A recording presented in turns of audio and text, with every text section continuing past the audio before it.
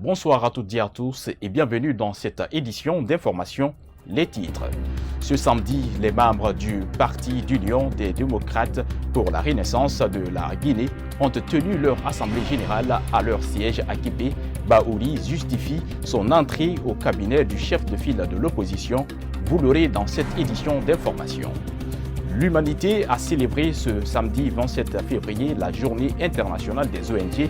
Cette occasion vise à magnifier les efforts fournis par les acteurs de la société civile dans le développement mondial. Une fois encore bienvenue, le gouvernement guinéen a rendu obligatoire plusieurs mesures pour lutter contre la Covid-19. Le non-respect du port des masques est l'une d'entre elles. Ce samedi, Sayun Kamara a fait le tour dans plusieurs quartiers de la capitale pour voir comment cette disposition est en train d'être appliquée sur le terrain. Suivez son constat. Le gouvernement guinéen, à travers un communiqué lu sur les antennes des médias d'État, a fixé l'amende sur le non-respect du port des bavettes. Des unités de contrôle ont été déployées ce samedi dans plusieurs carrefours de la route Le Prince. Au rond-point de Bambeto, seuls des passagers portant des masques sont autorisés de franchir la barrière de contrôle. Les autres sont conduits auprès du commandant de l'unité pour des explications.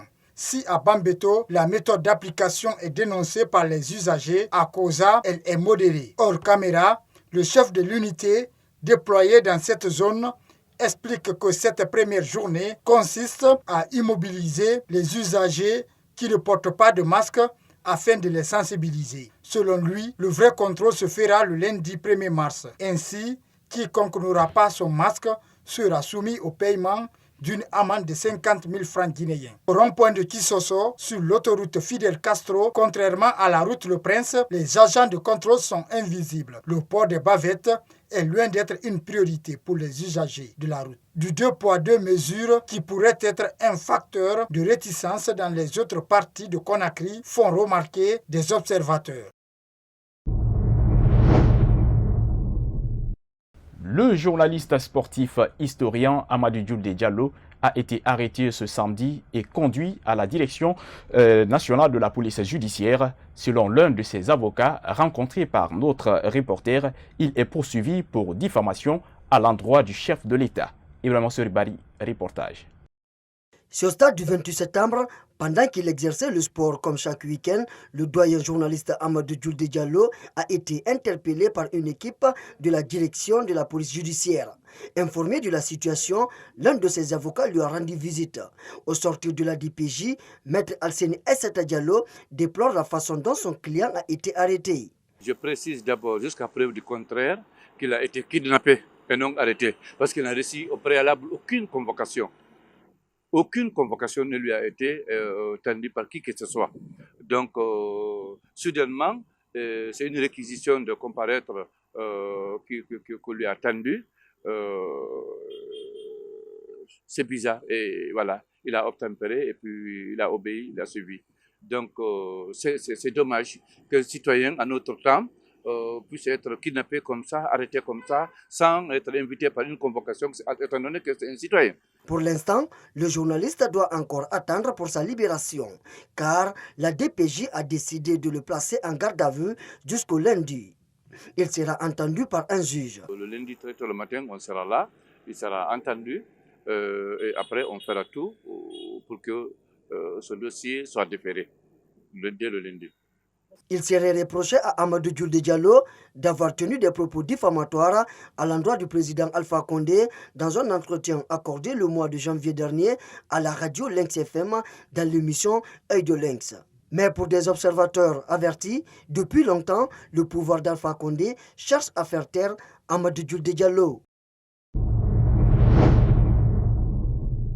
Ce samedi, les membres du Parti d'Union des démocrates pour la renaissance de la Guinée ont tenu leur assemblée générale à leur siège à Kipé dans la commune de Ratoma. Au menu, présentation du rapport des missions effectuées et justification de l'entrée de Baouri au cabinet du chef de file de l'opposition, Alpha Oumar Diallo. S'enfermer dans une boule et de dire que tous ceux qui sont au pouvoir, on ne les considère pas, on ne les reconnaît pas, on ne va pas discuter avec avec eux pour trouver des solutions au pays, c'est pratiquement démissionner. C'est avec un ton très dur que le président de l'UDRG a répondu à ses détracteurs suite à son adhésion au cabinet du chef de file de l'opposition. Il dit avoir mis l'intérêt de la Guinée avant tout. Il pense que Mamadou Sylla peut aussi changer les choses. En tant que responsable politique, ce qui nous intéresse, c'est l'intérêt de tous les Guinéens, quel que soit leur positionnement politique. Et la situation actuelle, avec les problèmes qui ont été dénombrés, notre participation auprès du chef de file de l'opposition nous permet de faire prévaloir des revendications et des propositions pour que la situation s'améliore pour l'ensemble de la population guinéenne. Est-ce qu'il faut fermer les yeux sur tout ce monde-là et croire qu'on peut dormir tranquille alors que certains sont enfermés? La question de la fermeture des frontières s'est aussi invitée dans les débats. Le président Baouri s'inquiète et dit ne pas comprendre certaines décisions du gouvernement. Les frontières sont fermées et un blocus économique qui est en train d'appauvrir les citoyens de la République de Guinée. L'économie est en train de s'affaisser. La pauvreté est en train de s'élargir. Toutes les catégories sociales sont impactées déjà par ce blocage de longue durée de nos frontières. Mais un gouvernement, quel qu'il soit, comment peux-tu prendre encore des mesures qui vont aggraver la situation de ta population? L'Assemblée générale a pris fin par des prières et bénédictions pour la paix en Guinée. Rendez-vous est donné pour une autre Assemblée générale le 27 mars prochain. D'une assemblée à une autre, le bloc libéral a tenu son assemblée générale hebdomadaire à son siège à Lambagny. L'appartenance du parti au cabinet du chef de file de l'opposition, les opérations de déguerpissement et les mesures contre la Covid-19 ont été abordées. Suivez. Lors de cette rencontre, des sujets concernant l'actualité sociale et sanitaire ont été touchés. Au BL, nous ne cesserons de rappeler l'importance de la distanciation, l'importance, n'est-ce pas, des bavettes, l'importance des conditions hygiéniques qui peuvent nous permettre de nous protéger et protéger nos compatriotes. À cela s'ajoute Ebola. L'adhésion du PL au cabinet du chef de file de l'opposition n'a pas été passée sous silence. La réalité politique dans laquelle nous sommes aujourd'hui, elle s'impose à nous et nous devons rechercher ce qui est important pour notre pays, la paix, la décrispation, le dialogue. Nous pouvons le faire à travers le cabinet du chef de file de l'opposition. C'est une des stratégies. Ce sur quoi le BL s'est penché, il a dit, nous allons mettre derrière nous toutes les élections qui ont eu lieu en 2020. On regarde l'avenir et on voit qu'est-ce qui peut être dans le meilleur intérêt de notre pays. Le président du bloc libéral donne son avis sur les opérations de déguerpissement. Nous pensons que ça doit être fait. Mais dans une telle situation, mettre un contenu humain, mettre un peu de la pédagogie dans la façon de faire, ce ne serait pas une mauvaise chose. Le premier responsable du parti bloc libéral s'est également prononcé sur des prétendus détournements des fonds au sein du parti. Il demande à ses détracteurs d'apporter des preuves, à défaut d'arrêter de dénigrer le BL. Il persiste et signe que sa mission est celle de lutter pour la consécration des valeurs en Guinée. Cet élément de reportage était signé Mariam Barry. Le président Alpha Condé a instruit le ministre en charge de l'aménagement du territoire et de la décentralisation et le secrétariat général aux affaires religieuses de retirer les agréments des organisations religieuses qui reçoivent des dons provenant de l'étranger. Un chroniqueur islamique et imam a réagi à cette sortie ce samedi 27 février. C'est un reportage de Mamadi Salou Diallo et Ibrahima Paye Kamara.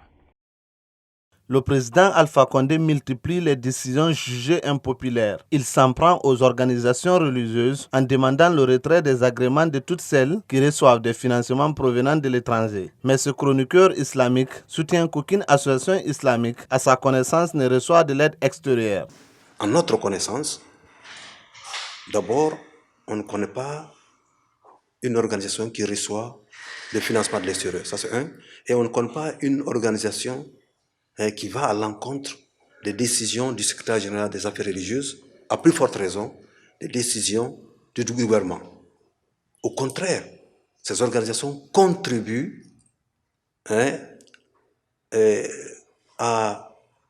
au développement de ce pays. Puisque si nous parlons de développement, il faut parler de la paix, il faut parler de l'entente et de l'unité nationale.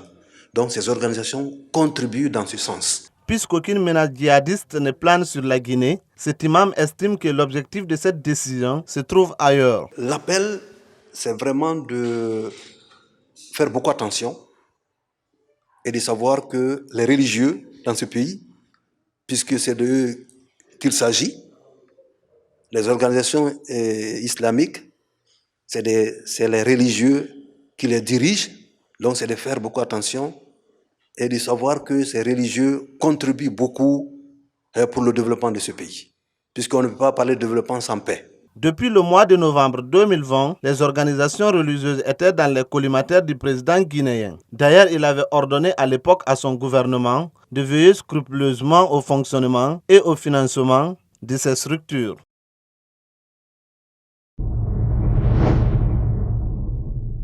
Ce 27 février est choisi comme journée de don de sang par le centre médical SES Drépano pour les personnes atteintes de la drépanocytose en Guinée. Médecins et personnes de bonne volonté se sont activés pour la réussite de l'activité. C'est un reportage de Yaya Oumobari et Ibrahima Kalitila. Nous sommes au centre médical SOS Drépano, Sianongo, dans la commune de Ratoma. Ces personnes sont venues répondre à l'appel pour le don de sang lancé par le dit centre. Le responsable explique le pourquoi de cette collecte. Donner le sang, c'est une partie de soi, ça ne fait même pas le 10e de ce que la personne a et qui non seulement apporte beaucoup à la vie du malade, sauve même la vie de beaucoup de drépanocytaires. Donc c'est un geste humanitaire, un geste de solidarité envers les malades drépanocytaires. Ce citoyen livre ses sentiments après avoir fait ce don de sang. Le fait de savoir qu'il y a des gens aujourd'hui qui souffrent de cette maladie et qui, des fois, il arrive des moments qui sont vraiment en manque. Et donc, déjà, ce sentiment déjà fait très mal. Donc, dès qu'on m'a dit qu'il y a une collecte de sang aujourd'hui, je me suis dit de me porter bénévole, venir donner mon sang. Rien que de penser qu'un jour, le sang que je donne aujourd'hui va servir à sauver des vies ou à soulager le mal de quelqu'un d'autre, c'est un réconfort moral. Dr Dramé invite la population à plus de responsabilités en ce qui concerne leur santé. On souhaiterait aussi que les gens viennent pour faire le dépistage parce que la drépanocytose est une maladie qu'on peut prévenir. Prévenir de façon primaire, c'est-à-dire empêcher la naissance d'enfants malades drépanocytaires. Et ceci, c'est par le test de dépistage avant le mariage. Parce que tout un chacun de nous est un porteur potentiel de la drépanocytose dans la mesure où c'est une maladie génétique transmise de parents à enfants. La drépanocytose est une maladie génétique héréditaire affectant les chaînes de l'hémoglobule. Les globules rouges sont déformés et prennent une forme faucille.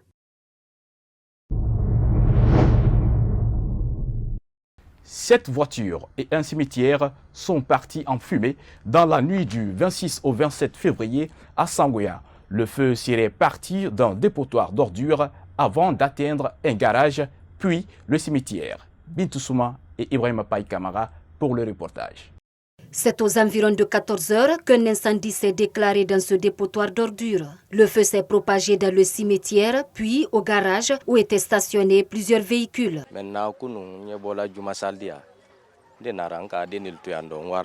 Hier, après la prière, j'ai laissé mes apprentis ici pour aller à Lambagne. C'est là qu'on m'a appelé pour m'informer que mon garage a pris feu. En revenant, je me suis croisé avec les sapeurs-pompiers. On a trouvé que le feu a presque tout consumé. Mais heureusement, le quartier est venu en aide. Mais l'origine provient des ordures. Et cette voiture sont parties en fumée. Selon des témoignages recueillis sur place, chaque année, ce cimetière serait victime d'incendies venant des mêmes poubelles. Ces habitants demandent à l'État de délocaliser ces déchets. Nous demandons à l'État et aux bonnes volontés de nous venir en aide afin de clôturer notre cimetière, car c'est pitoyable de voir ces corps brûlés. C'est pourquoi nous sollicitons que toute personne qui visitera les ordures ici, qu'elle soit interpellée par les autorités.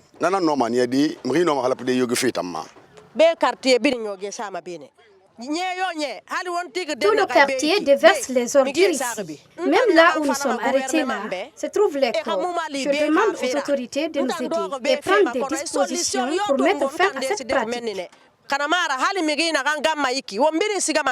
Le garagiste qui a vu cette voiture calcinée dans ce garage se demande bien comment s'en sortir avec les propriétaires. L'humanité a célébré ce samedi 27 février la journée internationale des ONG.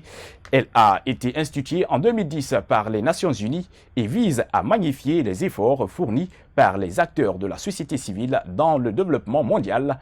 En Guinée, ces ONG sont confrontées à plusieurs difficultés. Mamadou Binta Diallo et Sayon Kamara pour plus de détails. Le 27 février de chaque année marque la journée internationale des ONG. En Guinée, ces structures sociales sont reconnues par des actions concrètes dans l'accompagnement des décideurs sur les questions d'intérêt national. La journée dédiée aux ONG est une journée de joie pour nous, que nous devons manifester de la façon la plus éloquente, parce que ça permet de faire la lumière sur toutes les actions qui se font dans l'ombre, sur toutes les contributions qui sont faites par les organisations non gouvernementales et qui permettent de booster les actions et les politiques publiques qui sont initiées par les gouvernants. Le manque de subventions, l'incompréhension de la position des activistes ou encore le refus de l'octroi des agréments sont les principales difficultés auxquelles les organisations de la société civile font face en Guinée. Pour une meilleure efficacité sur le terrain, cet activiste fait quelques recommandations. On peut accorder des subventions à la société civile, que l'on puisse faciliter la collaboration avec la société civile, avec les ONG. Et les autorités doivent nous faciliter le travail sur le terrain, ne pas empêcher nos équipes de renouveler les agréments et bien sûr sur la base des performances des uns et des autres. La journée internationale des ONG est passée inaperçue en Guinée. Les médias devraient faire la promotion des actions sociales des organisations de la société civile en lieu et place de celles politiques, a conclu notre interlocuteur.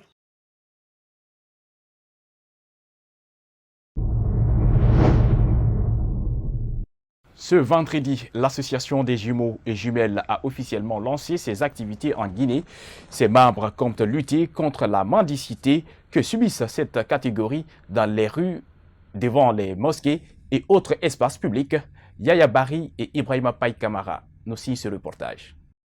De nos jours en Guinée, plus particulièrement à Conakry, nombre de parents samoins utilisent des jumeaux et des jumelles pour mendier dans les rues de Conakry.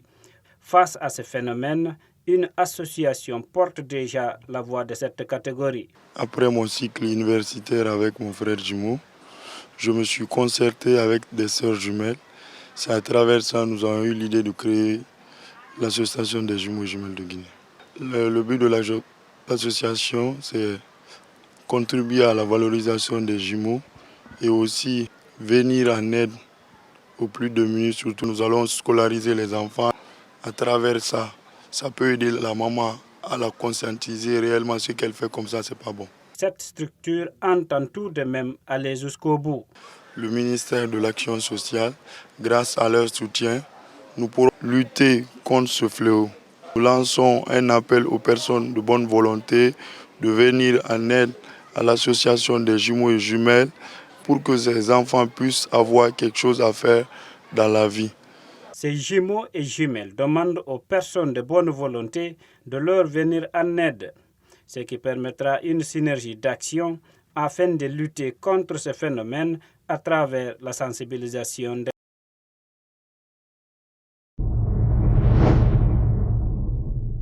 Sport pour finir, les visites des candidats pour la présidence de la CAF se poursuivent à Conakry. Après le Sud-Africain et le Sénégalais, c'est au tour d'Ahmed Yahya, président de la Fédération mauritanienne de football, d'arriver en Guinée. Ce vendredi 26 février 2021, il était l'hôte de son homologue guinéen, Ibrahima Diallo. Le président de la Fédération mauritanienne de football, candidat à la présidence de la CAF, a effectué une visite ce vendredi 26 février 2021 à Conakry. À sa descente d'avion, Ahmed Yahya a été reçu par Antonio Souaré, président de la Fédération guinéenne de football. Et tout d'abord, je suis chez moi, c'est mon deuxième pays, la Guinée, et je suis bien sûr venu à la fois en tant que frère, en tant que président de la Fédération mauritanienne de football, qui est membre de l'IFOAA, que préside mon grand frère Antonio, et je suis venu ici pour échanger, discuter de nos relations. Soupçonné d'être le candidat de la FIFA pour la CAF, Ahmed Yahya apporte des précisions. Je ne suis pas le candidat de la FIFA, elle ne soutient pas ma candidature. Je suis un candidat indépendant, candidat des présidents des fédérations, du football africain, convaincu d'un projet que je vais apporter pour l'Afrique.